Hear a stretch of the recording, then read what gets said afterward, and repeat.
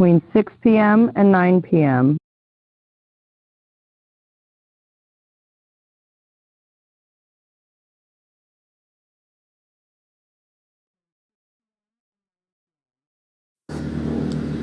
Hey everyone, I just want to remind you that if you haven't heard about Anchor, it's the easiest way to make a podcast. Let me explain.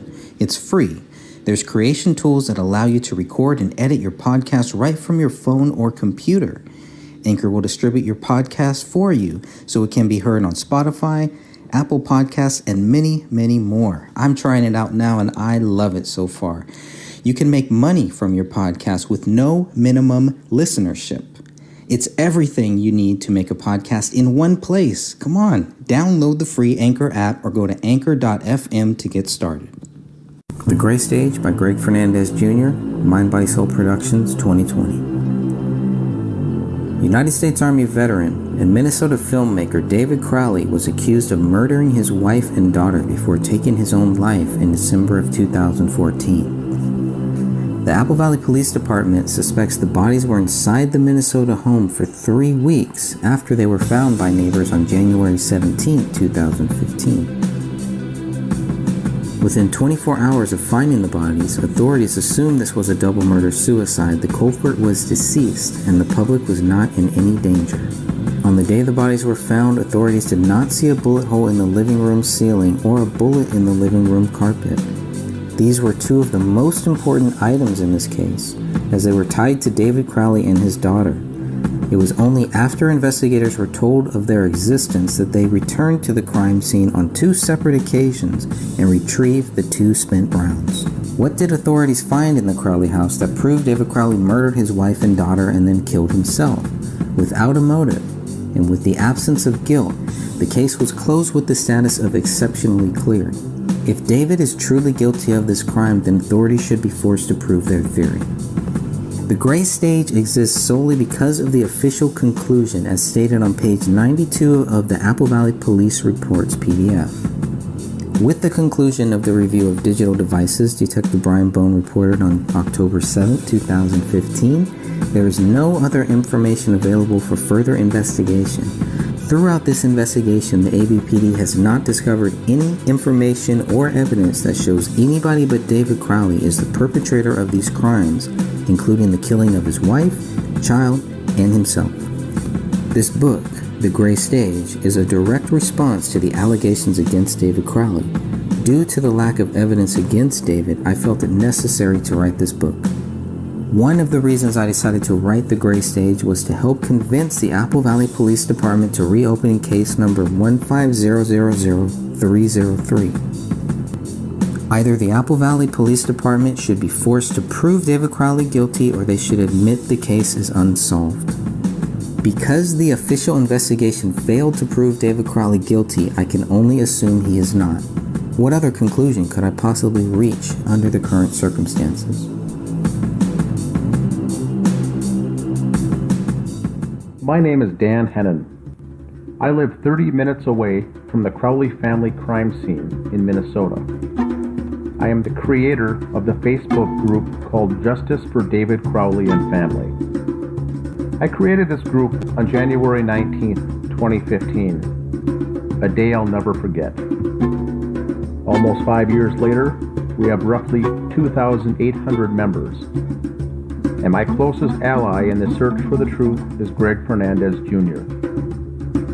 Although Greg lives in California, and like me, has no connection to this case, he has been drawn to the bizarre nature of this case. On a personal trip to California in 2016 to conduct interviews relating to the Philip Marshall family murder case in Calaveras County, I was able to meet Greg personally, as we are researchers in that case as well. I was struck by the similarities of these two horrible cases. As Greg and I are both Christians, I'm grateful that our paths crossed. We conduct faith-based research on several unsolved crimes. I consider Greg a brother and feel honored that he asked me to write the foreword to this book. As an accountant by trade, My focus is on banking transactions and anomalies that come into play relating to means, motive, and opportunity of a crime. Who benefits? Why was the crime committed? My attention to detail is something I take pride in. I'm continually amazed with Greg's tenacity to dig deeper and find the real deep details. He asks the hard questions and is persistent.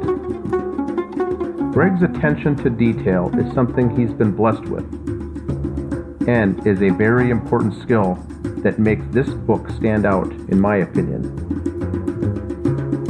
The chapters Suspicious Activity, Chapter 9, and 21 Questions for Detective Gummert, Chapter 11, are very interesting. The chapter Suspicious Activity is extremely significant, and to this day is the number one area where the law enforcement investigation fell short. The lack of follow-up on essential details was stunning. The fact that friends were in the Crowley home prior to the professional cleaning being completed is nothing short of astounding. Once the investigation ended, Greg summarized the remaining questions regarding the case that weren't answered in the police report. Greg's relationship with the lead investigator, Detective James Gummert, allowed these questions to be forwarded to the Apple Valley Police Department to be answered personally by Mr. Gummert.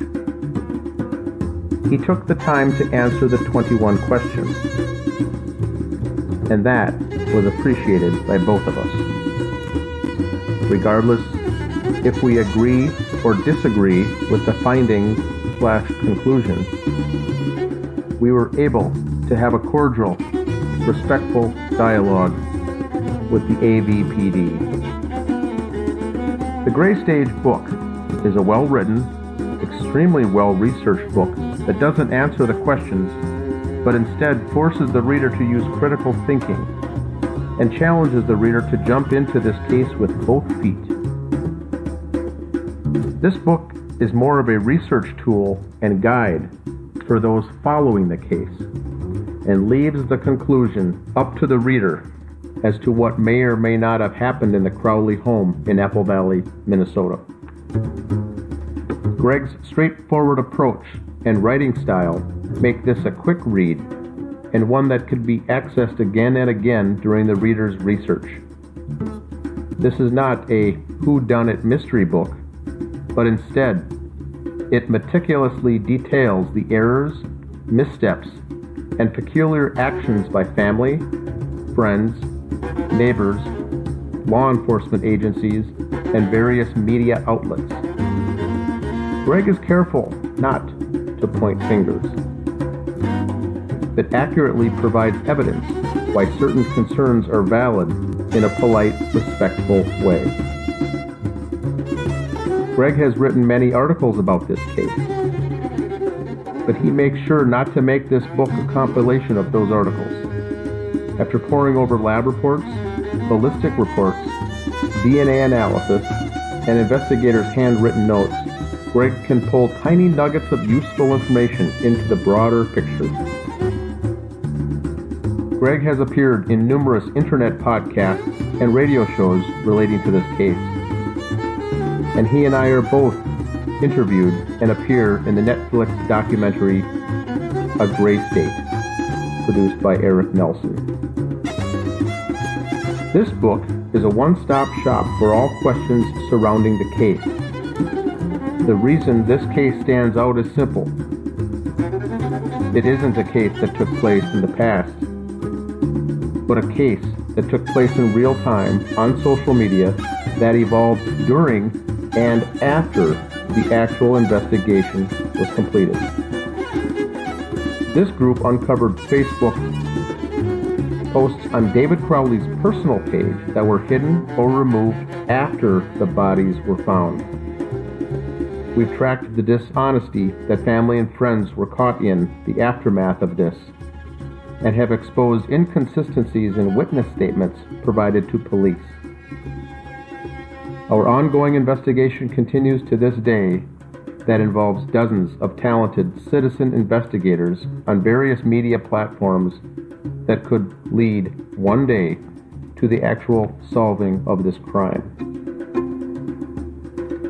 Much has been done to get this story into the hands and minds of the general public, but to date, there hasn't been traction on a case that we feel is exceedingly important.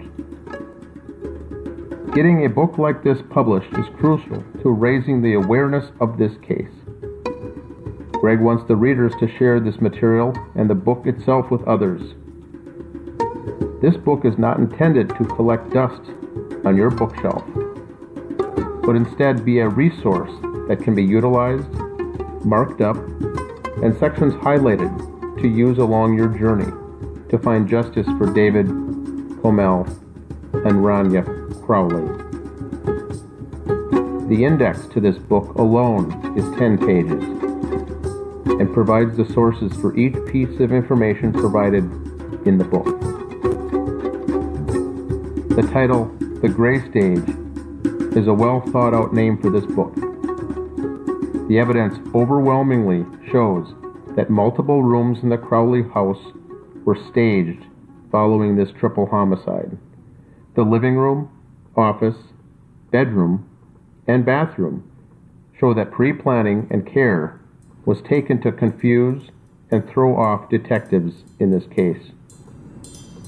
Crime scene staging is a physical manifestation of a person's imagination for how things should appear when trying to turn a murder case into a legitimate death scene, says criminologist and death investigation consultant Laura G. Tetler, who is also vice president of the American Investigative Society of Cold Cases.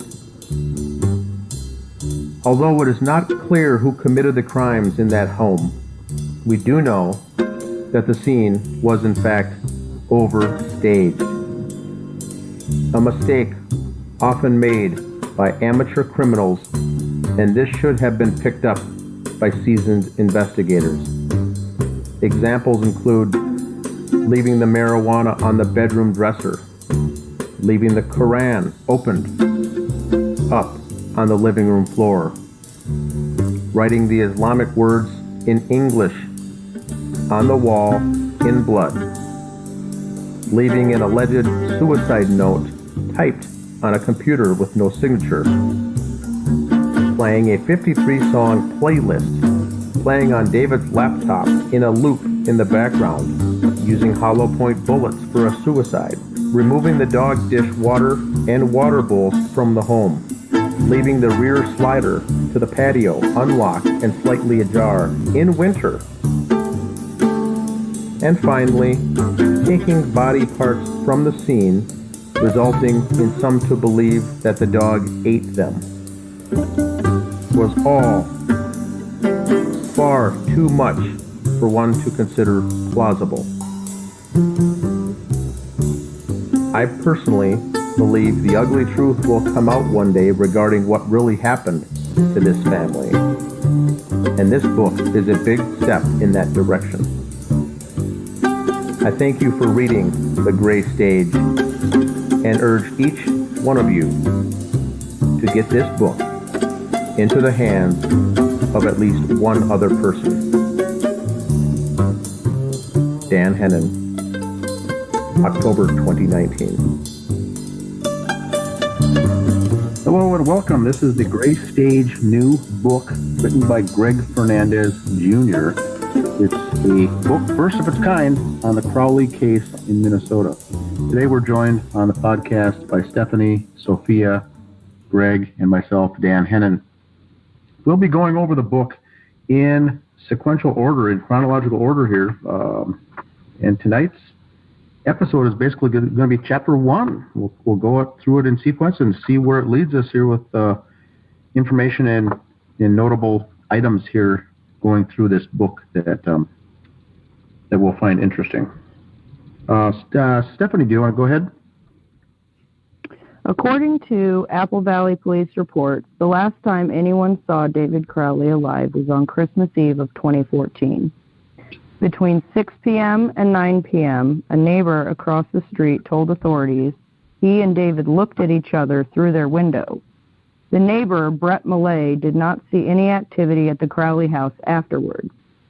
Brett was going to close the blinds on the front of his residence, Detective Tommy Booth wrote in his report.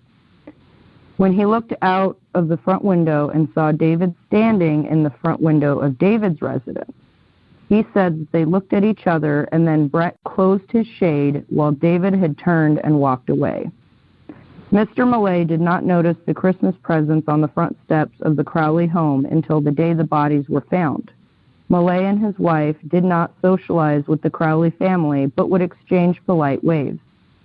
A few days after speaking with Brett Millay and his wife, Officer Tara Becker reported, "I attempted contact at 1048 Ramsdale Drive to follow up with the Millays, but they were no longer at the residence."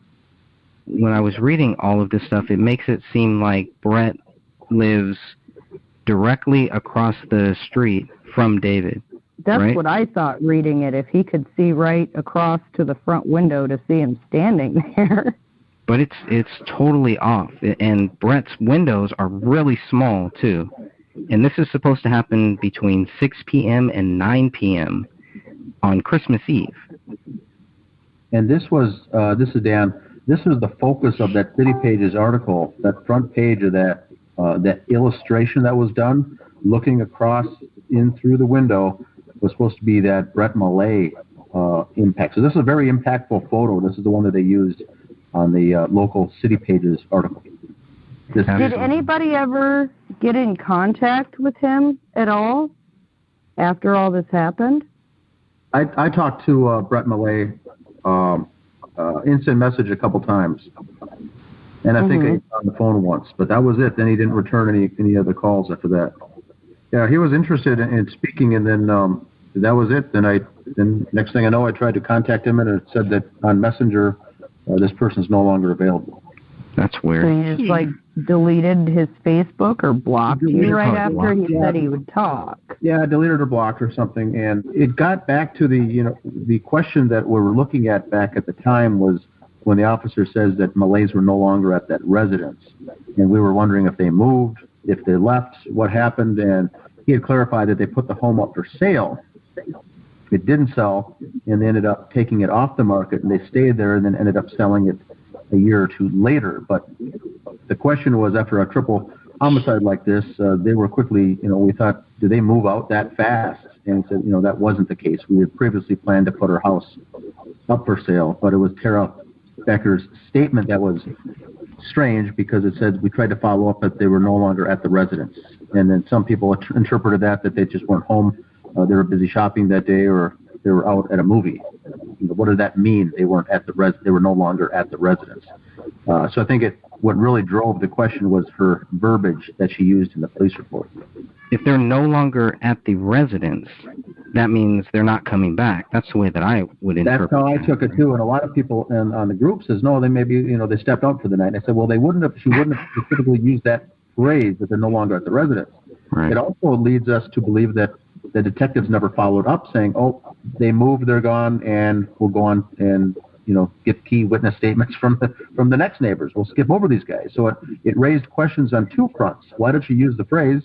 And why didn't they follow up? Even if they did move, they still should have followed up to get information about this case. And Tara Becker made it sound like we're done. We checked that off the list. We'll go on to the next neighbor. So that was very odd. And I do like the way, by the way, Greg, you started this book. Those 3 or 4 paragraphs right there are very, very, a very good introductory to bring the reader in to the story, because it's very odd.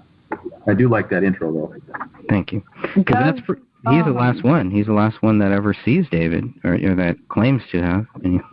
Does Brett Millay wear glasses at all, or does he have really good vision, or is that? He's got a telescope. You'd need a telescope from that angle. I don't know. Because from my house, if my neighbors are at their window, I can kind of see a shape, I wear glasses, so I can kind of see a shape if I'm in my house looking out the window. But if I'm in my driveway and they're at their window, I can actually see who it is. But if he wasn't directly across the street like my neighbors are, how did he know for sure that was David? It sounds like they connected. They either made eye contact, but they, from what Brett is saying here, according to Tommy Booth, they looked at each other. So he must have really amazing vision if his house is not directly across the street from David's, to be able to have looked at him and made eye contact and visually recognized that it was David standing there. Yeah, and then the other thing is, how did David see him back?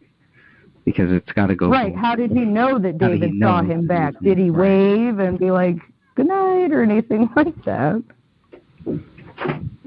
Well, isn't their house kitty corner anyway, towards or across from the Crowleys?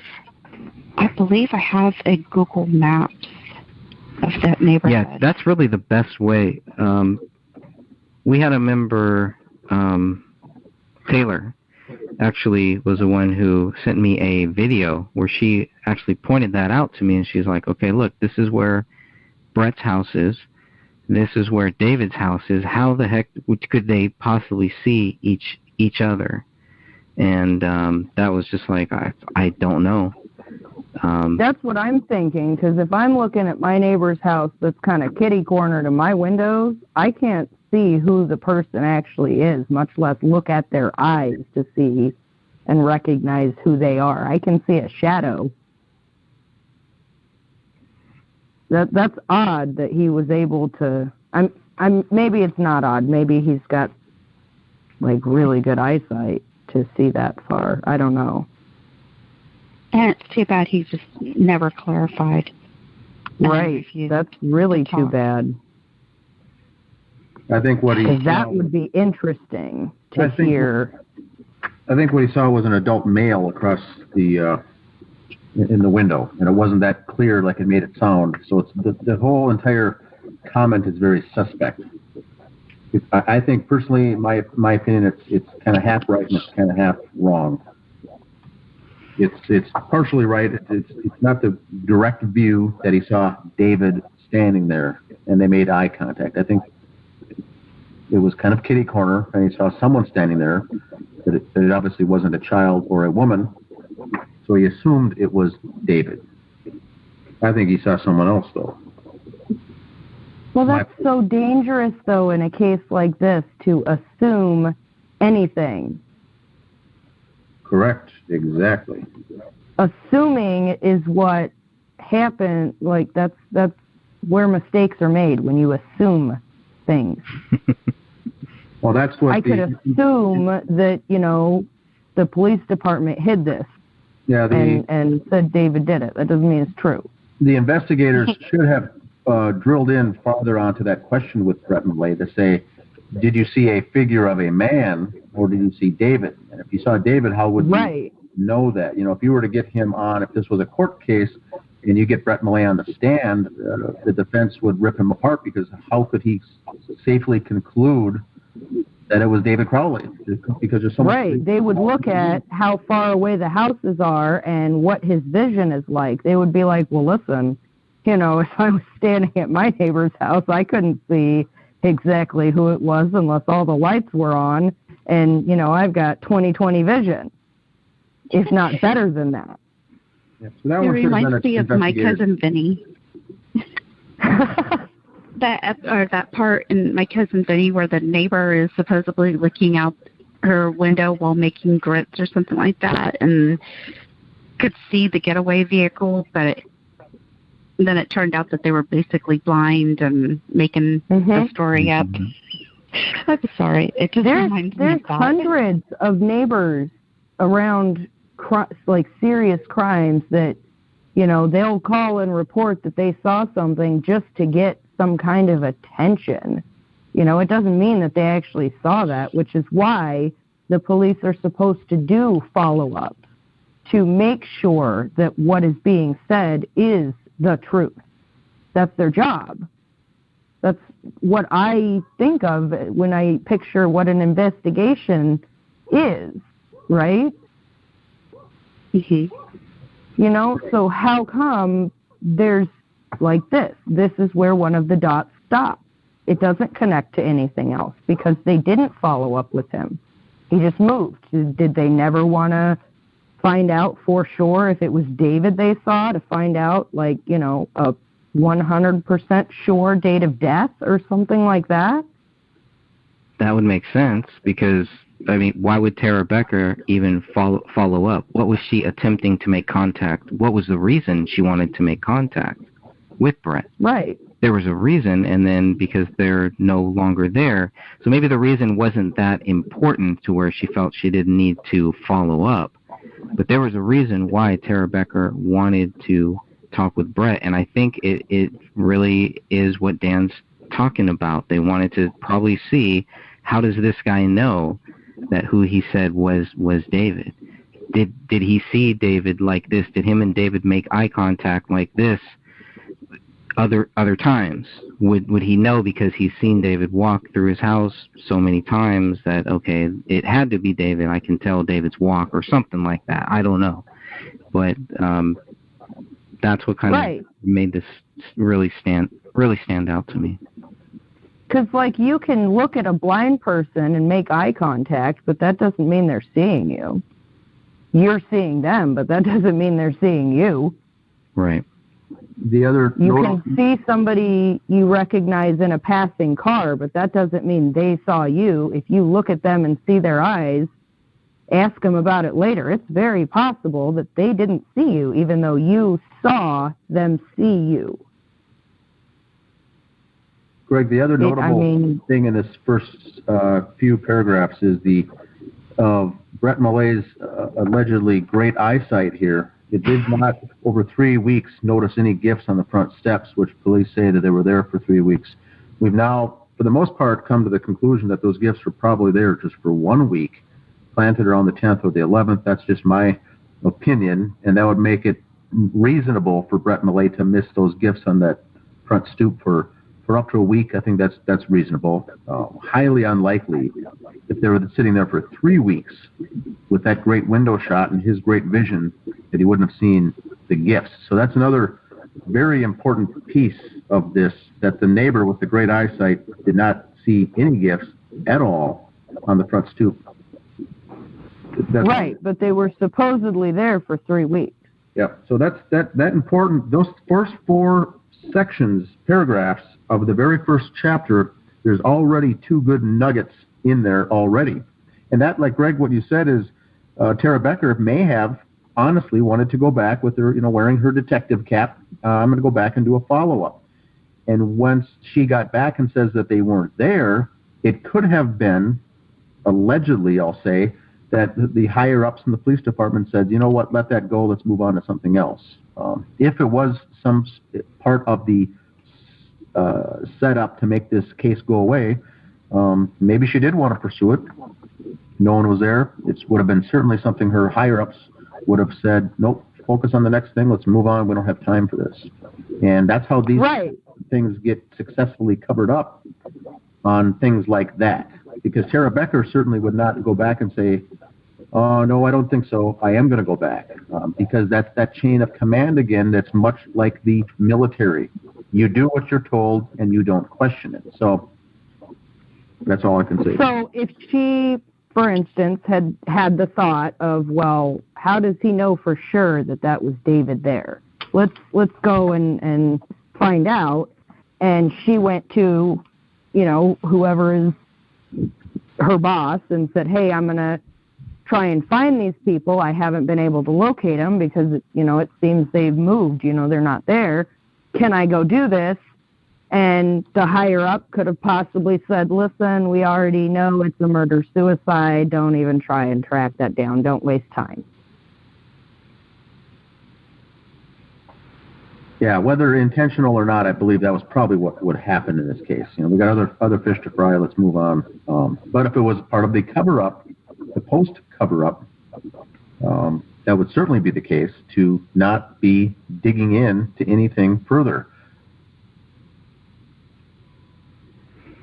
And then Right. Sarah Becker was the unwitting victim in that case, and probably she did have good, well-meaning intentions to do her detective work, but was told not to.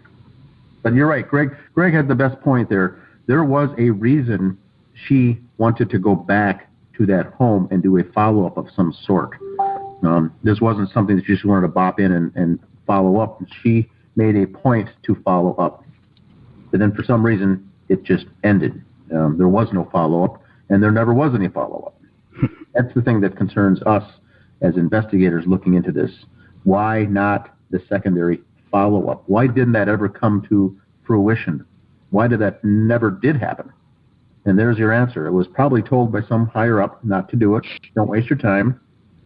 And let's move on to something else. That's probably how these chips started to fall into place. All right, this stands in a good spot. All right, Officer Tara Becker. Once again, we're just talking about Tara Becker, but Officer Tara Becker also spoke with the neighbors who lived directly across the street from the Crowley family, William and Anne Marie Hickson. Mrs. Hickson didn't know their names, Officer Becker reported. She only indicated that a white male lived there and that he appeared to be a good father to their little girl, who was approximately 5 years old. Mrs. Hickson also saw a light or candle come on inside the Crowley house every day since Christmas, according to Officer Becker's report. Teresa Shepard lived behind David Crowley on Lowell Drive. According to her interview with Detective Brian Bone, Shepard was out of town until December 23rd, 2014. Unlike Mrs. Hickson, Shepard did not see any lights on at the Crowley home and wondered if they were on vacation. Shortly after Shepard arrived home, Detective Bone reported she noticed that the rear sliding patio door was standing partially open. She said from her vantage point, she could not say if this was the patio door or the screen door that was standing open, but she could see a door was ajar at the rear patio door area. Shepard did not hear or see anything else unusual at the Crowley residence. At the end of his report, Detective Bone noted, quote, Shepard did not call the police about the door that she had seen ajar. You have this other neighbor who sees this light or this candle, but Brett doesn't talk about a light or a candle or anything like that. So maybe that was another reason why Tara Becker wanted to follow up, because maybe to ask about this light. What is this light? Because what lights were on there? What lights were on in this house? Just the one kitchen light.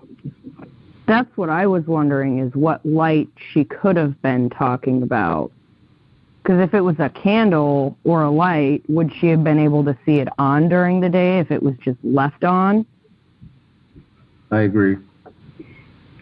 Did we notice anything in the crime scene photos that would have been on a timer? That's I also, didn't. yeah. That was one of that was one of the good theories, was that maybe there was some timer. Maybe those Christmas lights that we see strung behind the back, maybe they were on some type of a timer. That would. And I also have an issue with the whole door being ajar, because it was slightly cracked open, a fourth of an inch, supposedly, from what the police reports say. How would she be able to see that from her window? Well, now it was. That's Shepard. That's a different person. That's Teresa Shepard, who lived behind David. My thing with this is, Detective Bone noted Shepard did not call the police about the door she had seen ajar. If she didn't know anything was going on over there, why would she be suspicious that their door's open? So here's what I think. If she didn't hear anything and there was no, like, serious signs that something was wrong over there, why would she call the police when her neighbors had their door open? That'd be like calling the police on your neighbor for their car not being in their driveway. Yeah, these are some good points. I'm going to circle back and finish up with the Hickson item, okay. And I don't know, Greg, if you have anything more with Hickson either, but here's what I see in the Hickson. One is important for what we see in the notes. And the other thing that's even probably more important is what isn't mentioned from Miss Hickson. Number one, what isn't mentioned? Her view is directly across the street. It leads us to believe it's actually a better view than Brett Millay. Hickson doesn't mention anything about gifts for 3 weeks being on the front stoop. I think that's the big thing that's missing from Hickson. And then the other thing she says is that light or the candle, and I agree with Stephanie, it could have been something that's on all day long. She just wouldn't have seen it during the day because the sun is out. And she would have seen it, of course, every night when the sun goes down. That could be easily explained away as something on a timer as well. So I don't know what that relates to. Hickson's account really doesn't give us anything. Now the Shepherd, if we can move on to the Shepherd, the house behind, I think this is where we get some good information. We get the first instance of a sliding door that's ajar on the patio. Now, when we know that the officers first appeared on the scene, the back rear slider was slightly ajar. We're talking 1/4 of an inch, something very, very small. Shepherd's account says that the door, whether it was the glass patio door or the screen door, one of those or both of those was open from her house, which means it was a lot larger than 1/4 of an inch. She wouldn't have taken note of something being just open 1/4 inch. I'm thinking this was 6-7 inches open or something. Would have been noticeable from the neighbor's house. That's pretty right. It would have had to been open at least enough for somebody to fit through it or an animal to fit through it for her to be able to see it from her house. Yep, and she didn't notice anything unusual, and she didn't call, and that would make sense. I don't think I would call if I saw a neighbor's door open a few inches or something either. So, but right, like if it was a couple days open, she probably would have thought it was weird. Yes. But if it was just open one day and then closed the next, she wouldn't have thought it was weird, which is why she wouldn't have called the police. Yeah, they hadn't been there.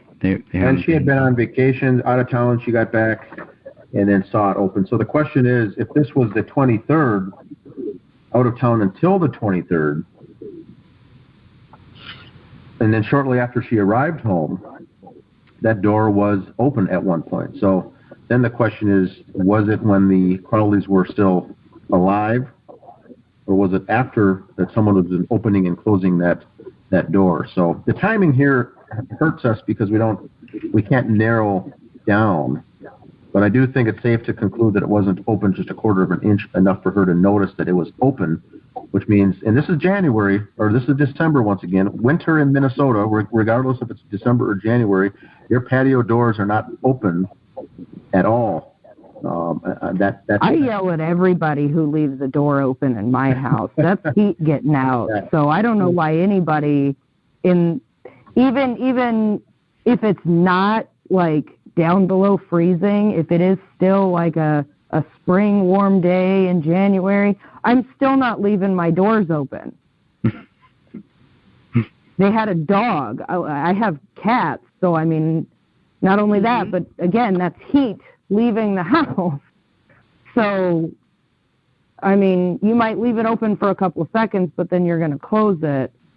If somebody was going in and out of there, they would have closed it, and maybe not closed it all the way. And wasn't it broken or something, like the latch on it? It's not in police reports.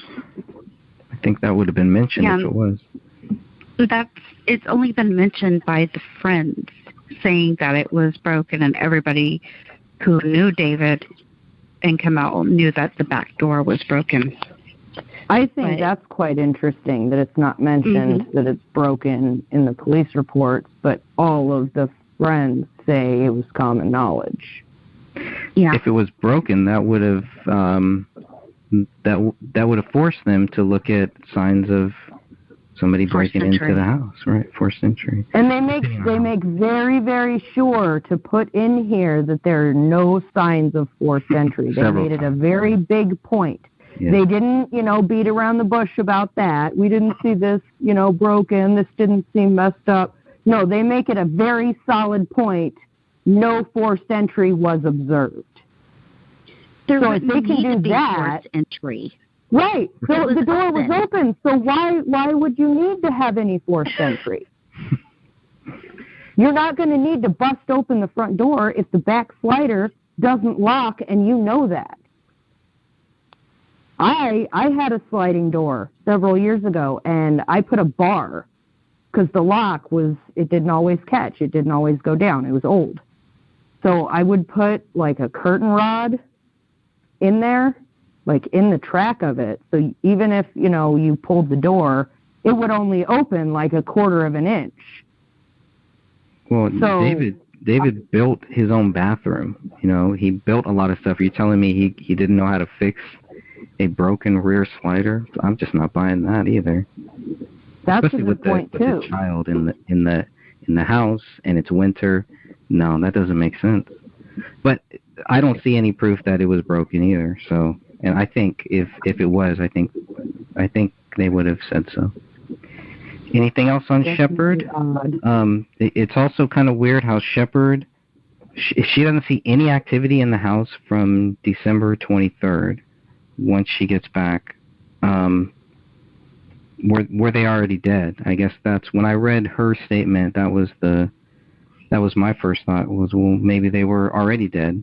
But then you see Brett, who sees David on the following day. So, but then like Christmas, nobody. That's what leads into the theory that they were taken out of the house or they were being tortured because none of the neighbors noted any activity at weird random times that don't match up with how long the bodies had been decomposed for. Right. Nobody's saying, okay, we know, this is when we last were the family was gone from this time. Everybody just thought that they were gone for Christmas. What was the date that everybody was last seen? It was December 19th when they picked up their daughter, right? Mm-hmm. That's pretty much from the school. Yeah, from the school. Maybe I'm getting ahead of myself with that there, but anything else on Shepard? Just to clarify that Shepard didn't see anything unusual at the house. It doesn't say that she didn't see any activity at the house. She just said unusual. So that can be taken a variety of ways. And because they're behind the house, Shepard seeing the gifts would not come into play here. I see. Right.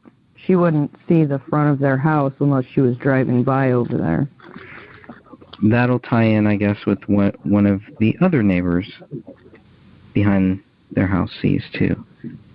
So, okay, I'll go next for Larry and Lorraine Tuppy. Larry and Lorraine Tuppy lived one house east of the Crowley family on Ramsdale Drive.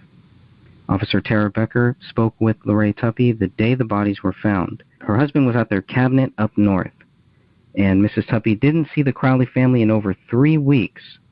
Did not know the family very well and couldn't remember the name of David's wife. And Mr. Tuppy conversed with David more than Mrs. Tuppy did. According to Officer Becker, David Crowley told Mr. Tuppy about a screenplay he sold. Tuppy stated that she knew David to be somewhat of an artist, wrote Becker, in that he was doing some work with screenplays and films and had told her husband that he had sold a screenplay and was working with some lawyers and that it had something to do with guns and gun control and or possibly the gun industry. Directly behind David's house on Lowell Drive lived a father and daughter. Both spoke with Detective Michael Tietz and Detective Sean McKnight. According to Detective Tietz, Mark Torkelson and his daughter said the Crowley home had been dark since Christmas and that they hadn't seen any occupants in a long time. The daughter said her room was on the back of the house and that lights on the back of the neighbor's house would shine into her room if they were on. This female stated she hadn't seen anyone at the Crowley residence since the weekend before Christmas school break, which started 12/19/14. Also, the daughter told the detective she never heard David and Kamel fight. At some point, the female was going to babysit for Rania, but thought David was against the idea. Did anybody ever find out why she thought David was against the idea? Was that followed up on? No. No. Never followed up on. So why are all these neighbors' accounts not matching up? Like, they say the lights were off. And the other neighbor said she saw either a light or a candle. This daughter says that she would see any activity if there was any activity in that house, if there were any lights on. So the other neighbor, going back to Shepherd, and she doesn't see any lights on. Right. At the same time. So you have some people seeing lights on, other people not seeing lights on. And it can drive me crazy sometimes thinking about that. When was the last time these people saw them? Go ahead, Sophia. Would it make a difference whether it was people in front of the Crowley house that were seeing lights versus the people behind the Crowley house? Well, I think that the people who lived in front of the Crowley house should have the same story, and the people that lived in the back of the house should have the same story, in which the facts should meet up on whether or not the lights were on. Shepherd didn't see any lights. Neither did the other neighbors behind. They didn't see any lights. So it was only one person who saw lights, and they were at the front. People in the back aren't seeing lights. People in the front are. Mhm. Got it. I wonder if it could have been a flashlight. That's just on? I don't know. It's just weird. Unless there was something that had been on a timer. If you go with the theory that they were out of that house, it is possible that whoever committed this, if it wasn't David, that they were in there staging things, like the blood on the wall, and I don't know, who knows what all they did. Who knows what all, maybe they're the ones who neatly put everything back on those shelves. You know, who knows? But this is a small town, and if you're going to put a body back, to move a body back into that house and then to stage, they would still have to stage a lot of different things. But at night, if you think about it, at night, if you knew the yard you were walking through with, like, the back of your hand, you could walk through it in the dark, right? Right. And then over a 3-week period, those footprints of somebody walking through the backyard would have disappeared if it snowed or the wind blew or it rained or anything. So theoretically, you could, under the cover of darkness, get into the back of this house without neighbors noticing you, put the bodies there. Before you put the bodies there, go in there and, like, stage things, and maybe that's the light that they saw, and then, you know, go and draw open the blinds and call Dan up and say, hey, come on, let's put those presents there.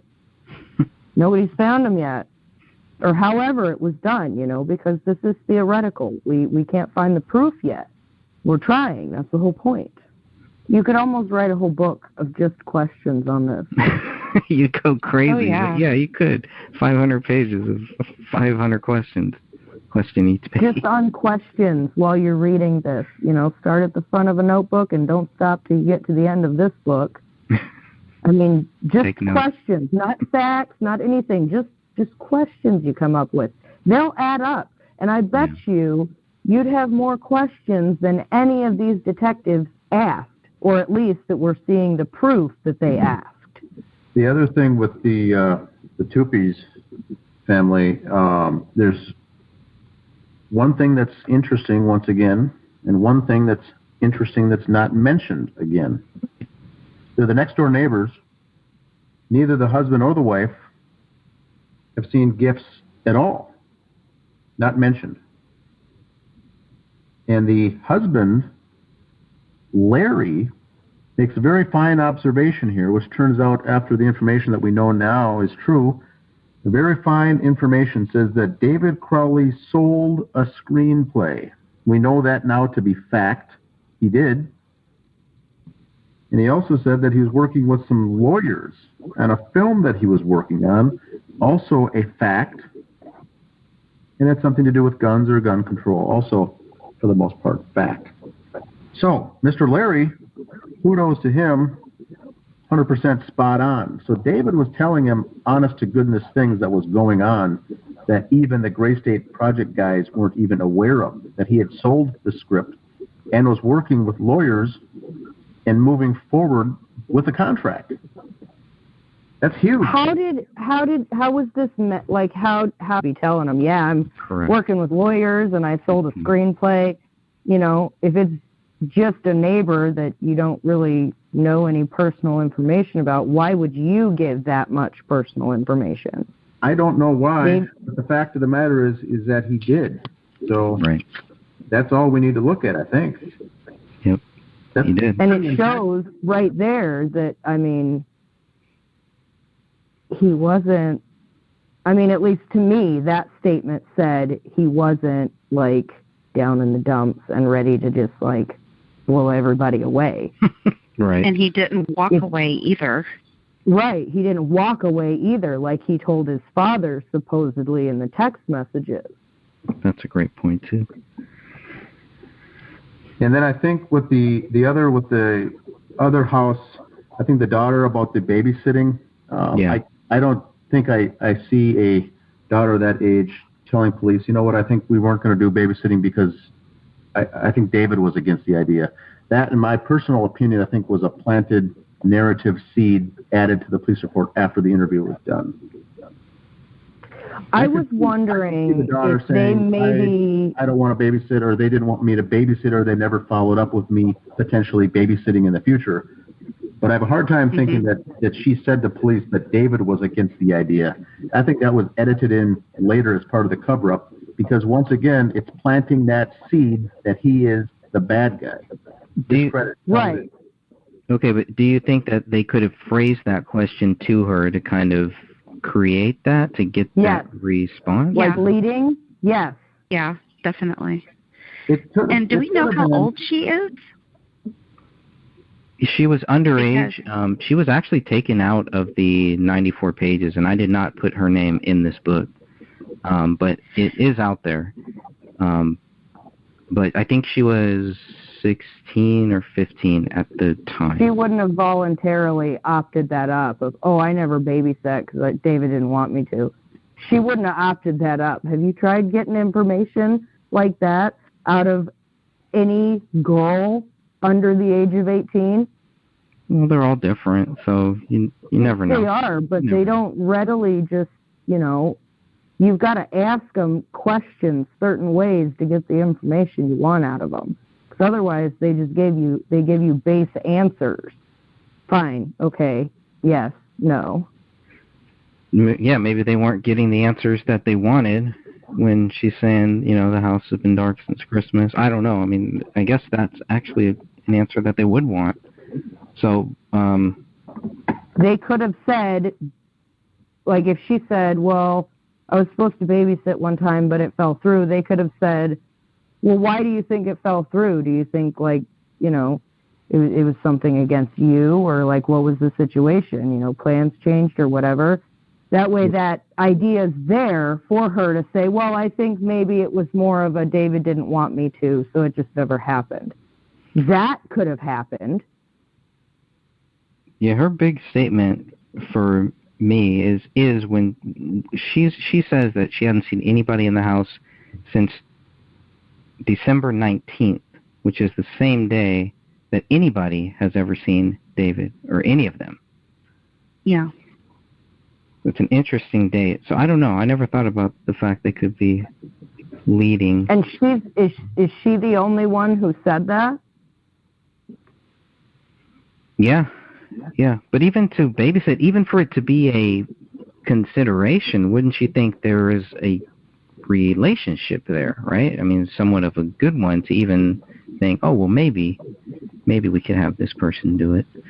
Or do you think I've never asked my neighbors to babysit my kids. I always ask somebody I know, intimately, that they're a good kid. Yeah. And we don't have teenagers babysit our toddler. It's Right. adults that babysit.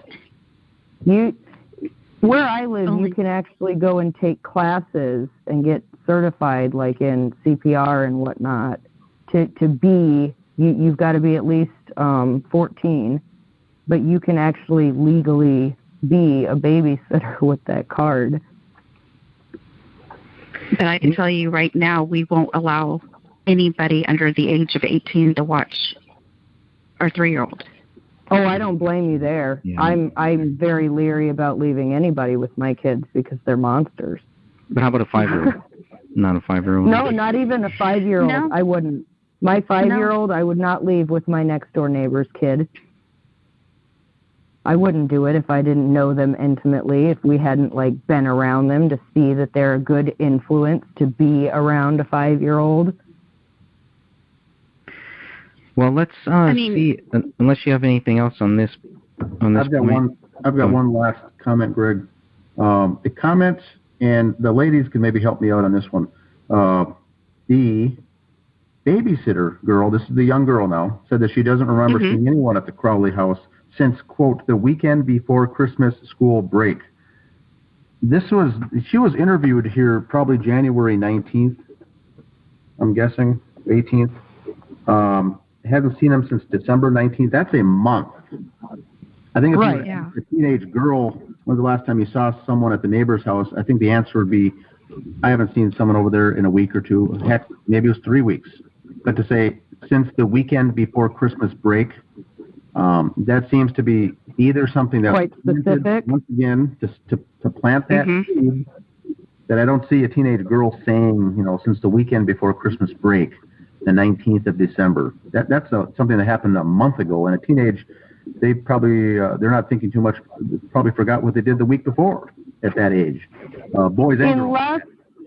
Unless something specifically, like, important to that girl happened around the time that she last noticed anything at the Crowley residence, and I do not believe that in a month's time she would be able to recall, and that's just based on her age. I don't know her. I don't know if she's like an exceptionally smart kid who's got a photographic memory. We don't know. But for her to be that young, if she had imprinted in her mind that the week before Christmas school break, she had to have had something significant happen within the few minutes of time that she remembered it. There's an accident. Right, that should have been in there. Nothing else was in there, so it seems to me that it's just inserted in there for God knows why, what reason. But I just saw that. That struck me as odd. That's all. Yeah, I agree on that one. Me too. To be that specific. I kind of think because it's Christmas school break, that's a big deal, right? I mean, you would kind of know. It's kind of like a marker. You're like, hey, I'm out for 2 weeks now. Of course, that's one of the dates I would remember. No? I always look forward to it. It was always a Friday. Well, this was a Friday. I agree she would look forward to it. The teenage daughter would. Yeah. But would that tie directly into when she last saw some activity in the neighbor's home in the backyard? Oh, I see. Right. I'm just saying from that, it doesn't correlate. What's the correlation there? If somebody was to ask you, Greg, where were you April 7th, 1997? Right. Would you remember? No. Like right off the top of your... No. Nobody would. They'd have to sit and think about it. Correct. So think about a month ago. Right. But a month ago from today.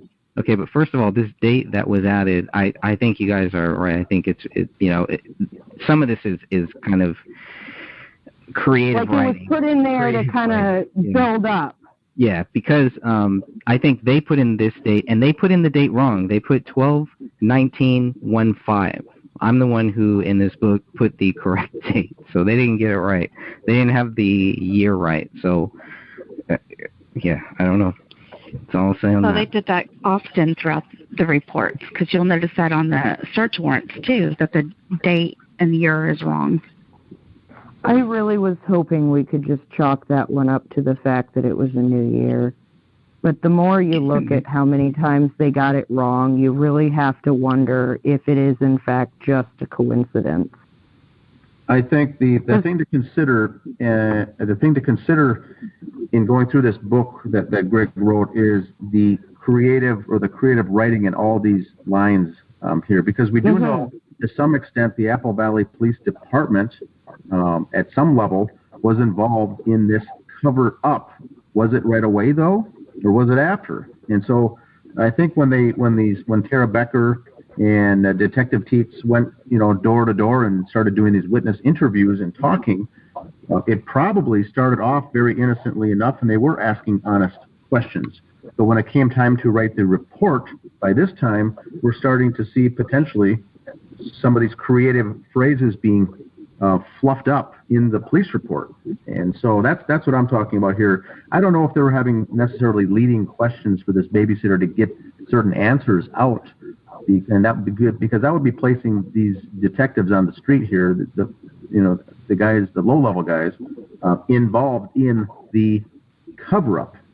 And a lot of times with those types of things, they are not at that level. Only the higher-ups are involved in the cover-up. The lower-level workers are just the puppets doing what they're told. They don't need to be involved in the cover-up, because when they go to write the reports later, these can always be edited and changed to however they seem fit. So that's just my opinion once again, but we do know that they were involved somehow in the cover-up because of the files that we received, the pictures, the various things that are not correct, the photographs, and we'll get into all that later. But we do know that they were involved at some point. All right. Not only that, but the moving and manipulating of the skull piece too, right there, while at the crime scene, they're doing it. I think it was possible. Sorry. No, I just think that the cover-up started almost immediately. And is it possible that Wish, as new to this as she was, she just really wanted to find something going door to door, so maybe she put an actual date in there just to have that information? I mean, it's plausible. It's possible. I mean, I don't want to ever accuse somebody of that, but, being so new, I mean, I've been pulled over, and given tickets by really young cops that, they're just graduated. This is like their first ride along where somebody gets pulled over and they just want to find something, so they're jerks. They want to find something, so they're trying to make something appear, And it's not really that they're purposely trying to mess up an investigation. It's that they want some sort of recognition as them having a part in a big case, if it was to go there. Is that like not online with this woman, or is it known, or? Speculation, I think, right? So I don't know. I mean, that's just my question, my thought. Mm-hmm. I have no idea. I definitely wouldn't want to ruin this woman's reputation by saying that, because I don't know. Right. And that's why I try to stay away from the speculation, all that stuff, as much as possible, but you can't help it. And there's nothing wrong with playing these scenarios out and thinking about this stuff. I think it's sometimes people will just kind of hook onto one theory or hook onto one thing, and kind of they won't let go to it. In this case, that's really hard. If you're going to do that in this case, it's going to be really hard to really grasp all of these different things that are happening, all these spider webs that are just kind of leading into different areas. And it's very easy to just kind of get lost in this case, and then just, give up. There are a lot of cases where they end up finding that it was a staged scene because one detective didn't like what everybody else thought. You know? So who's to say in this case all these cops didn't just say, "Oh, you think it's that? What about you? You think it's murder suicide? All right, yeah, let's go with that." Right. Yeah, and that's why we want to keep those doors open, because we don't know. We don't know if there are people out there in law enforcement that are trying to help us. We don't know if there are, people out there in law enforcement that are trying to help us or trying to do the right thing in this case, which is just to help us get the case reopened, to figure out a lot of these unanswered questions. And the biggest question is, what proves David Crowley guilty? And I think if we ever get to that point, we'll get our answer. So, Sophia, if you want to at least read the next 3 paragraphs, that would be great. Alan and Gina Olson also lived behind the Crowley residence on Lowell Drive. Detective Brian Bone first spoke with Gina Olson, who mentioned her husband heard 3 rapid-fired shots from somewhere outside of their residence. A day later, Detective Bone followed up with Alan Olson to learn more about the gunshots he heard before December 31st, 2014. Mr. Olson stated he was sitting in his living room one evening with his daughter when he heard 3 rapid-fired gunshots somewhere outside of his house. Olson could not remember exactly where the sounds came from, but he was certain he heard gunshots. Olson told Detective Bone that he and his family were home between 1 p.m. on Christmas Eve and 1 p.m. on Christmas Day.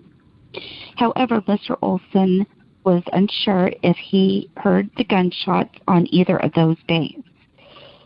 Detective Bone's report ended by stating Alan explained that he had not called the police because he did not have any specific information about when he had heard the shots.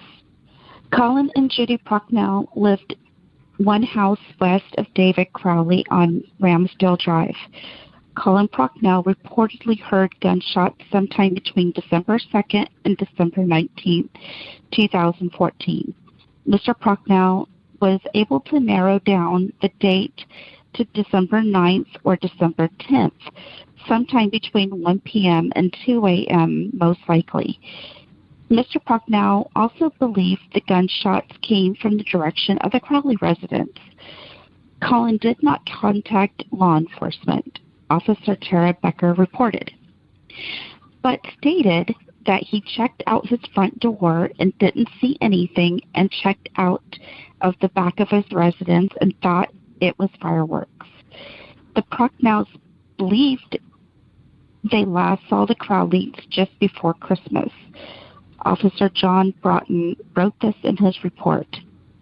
According to Joe Cooksley's notes, written on January 17, 2015, Colin Procknell blew out the driveway on December 25, 2014.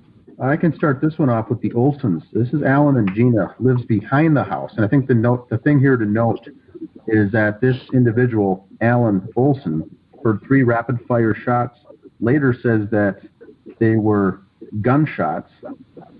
Couldn't exactly remember where they came from, but he was certain they were gunshots. I think that's huge, because someone who's used to being around weapons or guns or hunting, which I don't know about this, Mr. Olson, but because he used the phrase "certainly were gunshots," leads me to believe he wasn't guessing. He knows the sound. An average person would think that these were fireworks or something going off, and a car backfiring. Yep. Mm-hmm. So he knew it, and they were rapid fire. So that is probably legit. Now, he doesn't know the dates, though, and it just says they're before December 31st. So that is, I think that's relevant. That's valid data, if it relates to the Crowley killings or not, we don't know, but that's something huge. Now, the fact that he didn't call police, I think in that case, he thought that if he would call police, they would say, where were the shots coming from? What, all these questions, and he thought, well, I don't know the answer to those, so I'm not going to call them.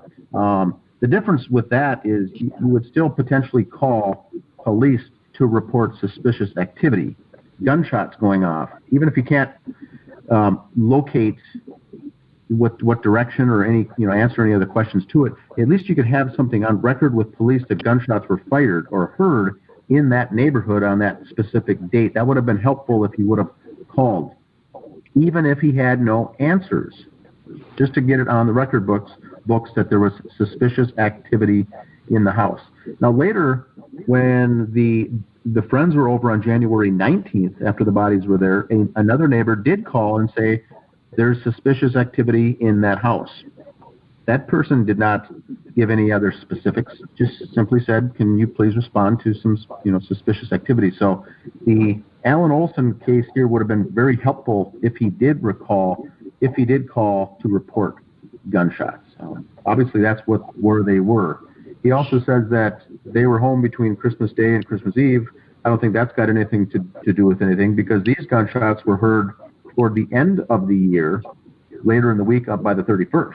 So I don't know what that is, but I can vouch. I think that's legitimate. What he heard was legitimate, because he said he was certain that they were indeed gunshots. Wasn't there 3 bullets that had Kamel's? Yes. That were all found right there on the carpet. Mm-hmm. But then we also have the bullet in the basement, Ronnie's bullet, another bullet laying on the carpet. It was a whole bullet with the casing. It was an unfired one. A bullet fragment. So, there was a lot more than just 3. Correct. And the point with this for Olson is, even though he's got it correct, if this does lead to 2 separate shootings, if this does relate to any involvement with the Crowleys, we know that at least 5 shots were fired, and so shootings took place at 2 different times. That would lead us to suspect, which doesn't really jive with the official story of everyone being shot once in a simple double homicide murder, double homicide suicide, with 3 nice right, because who's fired. To say that the first neighbor that heard the 3 rapid fire shots, maybe he heard, the first set, and then the next neighbor later on heard the shots for, whoever, or the shot into the ceiling or the basement, or... Because you have 5 shots at least, right? Yeah, you'd have 2 separate incidences of shots fired, and that doesn't really jive. So I think this story, which is very important, I think it's kind of dies off in the police report, because they don't do anything more with it. But that's huge. If there were 2 separate shootings. Now we also know the bodies were not there for 3 weeks, probably because of the decomposition of the bodies. And if someone was shot earlier, for instance, Pomel, she would have a different rate of the decomposition if she was shot around that time. So it certainly could be the case. It certainly could mean nothing. But I think it's relevant because of the time. Right. And Colin's story doesn't line up with activity that has been on the bank account, Kamel's phone records, the school seeing David and Kamel picking up Ronnie on the 19th. So all of his story doesn't line up with the evidence that we actually have. So, and the only thing I can say with the Colin Prochnow thing is he heard shots. It looks like he's trying to decipher when he heard the shots, but when you finish reading his story, all of it is irrelevant. Yeah, I think between the 2nd and the 19th, and there was no shootings between the 2nd and the 19th that related to the Crowleys, so that's not pertinent at all. And then he's got it narrowed down to the 9th or the 10th, and he thinks it's between 1 a.m. and 2 a.m. That's got nothing also to do with anything. And he also did not contact law enforcement, so a lot of that is just fluff, 2 paragraphs that really means nothing. It has nothing of value, and he thought it was fireworks. Well, that's probably true. Now he goes on to say, sorry. Go ahead. If Colin didn't know what a gunshot sounded like, he could have related it to fireworks. Correct. Most people would think that's what they actually think they are when they hear gunshots later. For instance, a mass shooting or something. They'll say, "I thought it was fireworks." So that's a normal response. Now he goes on to say that the last time he saw them was, quote, just before Christmas. So once again, we get this 3-week narrative that the family was missing from all the neighbors all nicely lining up the last time we saw them. So I think that's goofy or strange. And then he goes on to say that he blew out the driveway on the 25th, which I think we can conclude that is not a factual statement. I was kind of bothered by that because my neighbors don't shovel for me.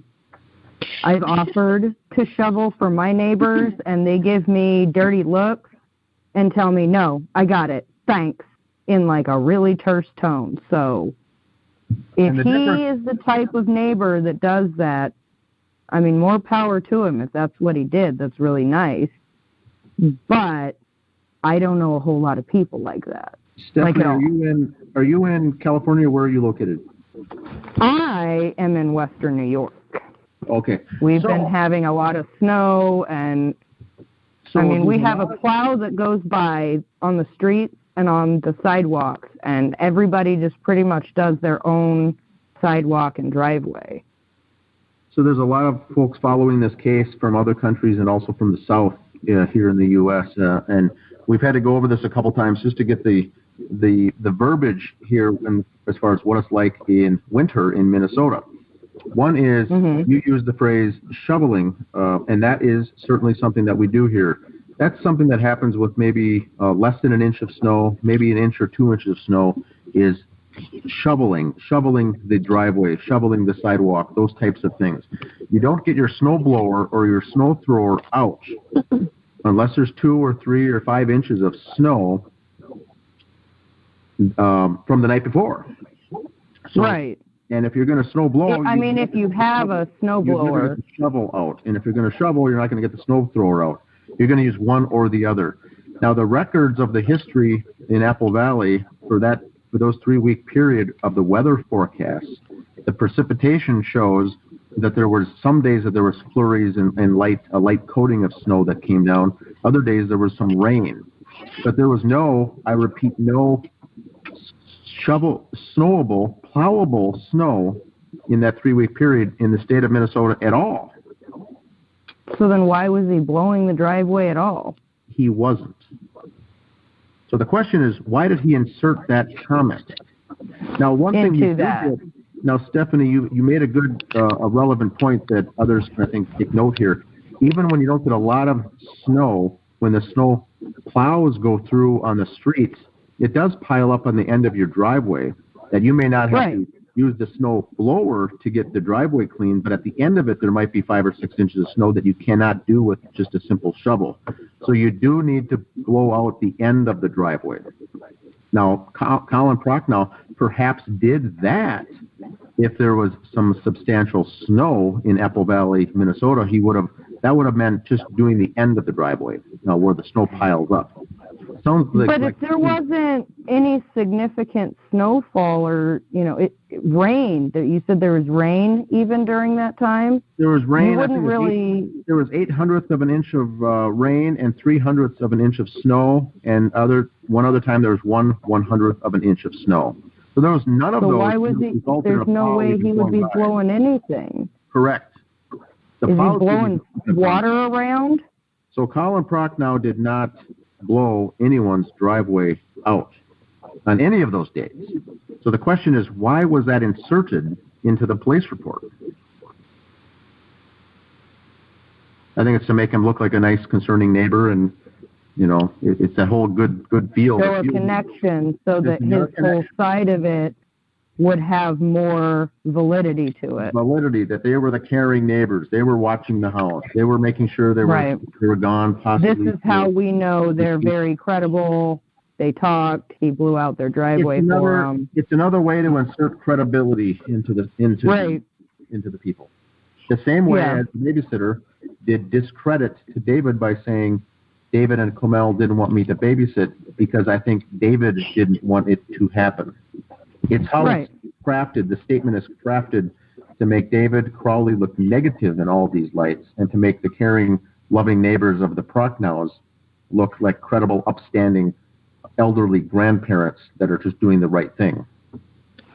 Well, and they're the first people to say that this was either a murder or a suicide, and that the dog ate these bodies. So, but she's not suspicious. She's not suspicious like that. They're gonna... No, just us people are suspicious like that. Her words. People like us. How do you jump to murder suicide if you're not you can't say you're not a suspicious person, but your immediate Colin didn't suspect anything suspicious. He thought they were dummies. So Judy, who claims, she quoted herself, she said that on record, I am not a I am not a suspicious person. I don't immediately jump to murder. But the first thing she said was, I think there's been a murder or suicide. It's weird. So that discounts her. How do we know that she's credible? So like Dan said, you add into certain statements little snippets here and there of, oh, they blew the driveway out. Nice, good, upstanding citizens. They must be credible because they had, this relationship with the Crowleys. So we should believe them for that reason. Don't ask questions past that, though. That's right. Yeah, and I think, Greg, on a future podcast that we do, we'll cover that 911 call extensively and the phrases used and the suggestions Judy Prochnow gives on that various 911 call. Because that's very interesting. Yeah. Oh, yeah. For sure. We'll definitely get there. Any final words here? I think we'll wrap this episode up. This is a great place for us to start, and we'll come back and do one about finding those bodies, which will include that 911 call. I think this is good for like people who want to listen while they're driving or something, like reading through this, because you've really got all of the main facts in here. I love how you made this book.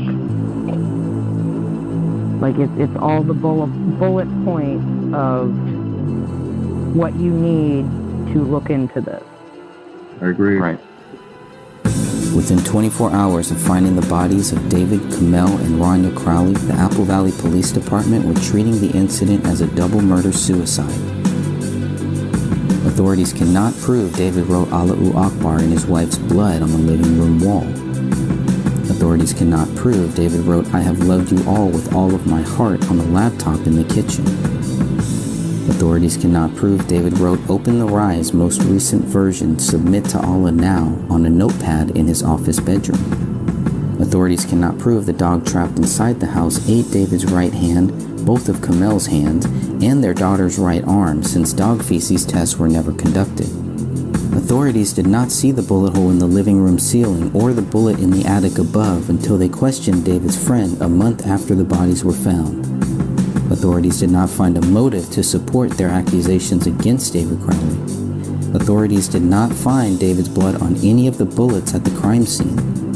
Authorities do not know when David, Kamel, and Rania died. What we know for sure is that David Crowley has not been proven guilty.